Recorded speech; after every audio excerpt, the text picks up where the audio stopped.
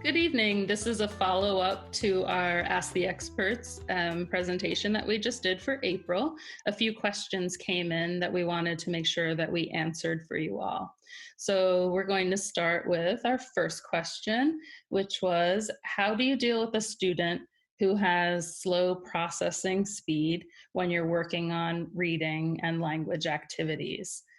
So Carla, will you answer that one for us, please? Sure. When we're working on reading and language activities with a child that has slow processing, you provide them with the wait time that's needed. So you may have to give them smaller pieces for the directions, or you may have to repeat the directions and give them the time, the sufficient time needed to respond. And once they respond, you repeat it back. That's the best way to deal with slow processing. Okay. Number two, our second question is, how does reading therapy change from elementary school to middle school and then ultimately to high school and beyond?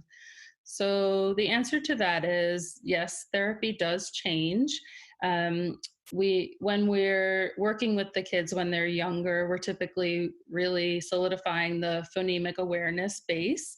And then we're taking them through Orton-Gillingham rules for reading and spelling. And we get that decoding and the spelling really solid. But then the expectations start changing. So when we get to third and fourth grade, the kids are no longer just reading to read, they're having to read to understand. So the comprehension piece comes into play about that age. Then when we transition to middle school, the demands change again. Now we're having more higher level language. We're having to do inference questions, main idea, pulling out keywords and key details, often during like a lecture type class where the teacher is talking and the student has to write down information.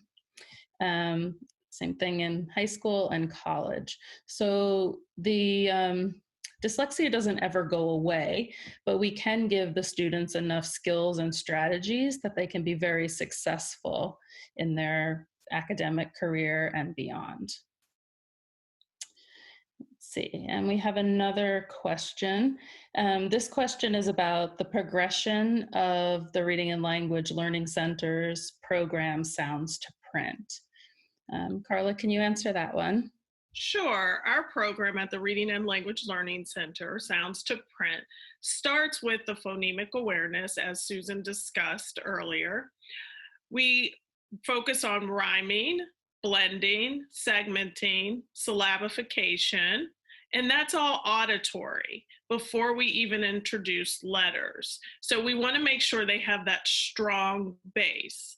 Once we move from the auditory piece, then we move to sound identification with placement, what it looks like, how it feels, and also how it sounds. And we pair that with the letters once that's all solid. The next step is the Orton-Gillingham reading and spelling rules. So they have to have those strong phonemic awareness skills. Next is the orthographic, so that letter sound connection. And then we move into reading and spelling rules. And with that, then we can work on vocabulary development. And then next, the reading fluency and also the comprehension. We have another question about IEP goals that ask or that state that the child will read 100 words or more per minute. We often tell parents that we don't like those goals. They seem to be standard goals that are put into a lot of IEPs. And the reason we don't like those goals is that we really don't care if the child is a very fast reader. Our goal is to make them an accurate reader, and we want them to comprehend what they read. So children that speed read often don't pick up on what the story is about. They have just read it just to go through the motions of reading. So I would rather have a child that's reading at a slower rate, but is understanding the passage. We had another question about when does therapy end? I think I touched on that a little bit. Dyslexia is a lifelong language learning disability, so it doesn't ever truly end. Um, However, that said, we do dismiss children, obviously, from therapy. They're not with us for life. Typically, a student may be with us for 1 to 2 years, depending on their severity. And oftentimes they do come back, and they come back at that middle school period or at that high school period when the demands change within the classroom. And I think we have time for one more question. So this one is asked, things to do at home to support the lessons that the children are getting for reading and spelling. Carla, can you take that, please? Sure. I think you touched upon a little bit of what you can do at home. So, if you're grocery shopping, you can have them identify the sounds at the beginning of peas as you pick up the peas. You can play I Spy, and you can have them identify sounds in the initial position, the medial position, and final position. You can make up rhymes, read Dr. Seuss books, allow them to complete the sentences with words that rhyme. So there's many activities that you can do at home. You can also practice if they're doing the orthographic piece, they're doing the writing, you can use a salt tray. So salt on a cookie tray and practice writing the letters to the sounds. So those are all great activities to do at home. Currently, there's some free resources for parents. One is the Here Builder. HereBuilder.com has a free subscription for teachers and parents through the end of June. So you can check that out. And there are things on there for phonemic awareness, for auditory processing, and sequencing. So that can be really helpful.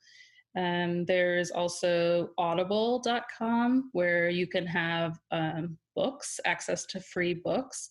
Right now, I believe that subscription is free as well. And there's a website, ABCYA, so abcya.com is a free resource currently as well. If you have a diagnosis of dyslexia, you then can have the therapist that's providing you with the services, if they're credentialed, like we are at the Reading and Language Learning Center, we can sign a documentation that allows you to get the Learning Ally, which is really great. There are numerous books on there, including students' school books. Academic books can be downloaded and listened to. So you should check out some of those resources. Thank you for joining us tonight. Thank you.